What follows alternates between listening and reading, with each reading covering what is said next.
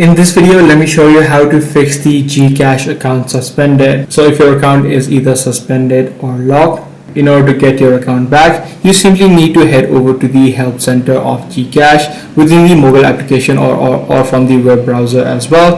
And then once you head over to the help center, you simply need to search for the unlock my account or account suspended.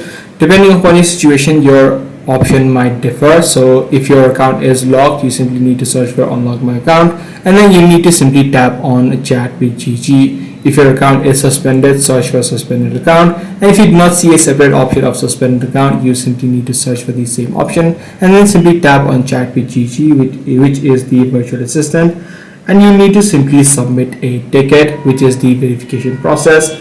Simply select the account reactivation or account suspended option and then follow the on-screen prompts to submit a ticket. You need to fill in the entire form presented by adding in your full name, your GCash mobile number and the email address, and then also explain the issue that you're facing. Once that is done and once your identity is verified, your account should be unlocked, and once your account has been unlocked and or is retrieved, you should be able to get a email confirmation. So that's pretty much all there is to it. If this video was helpful to you, be sure to subscribe.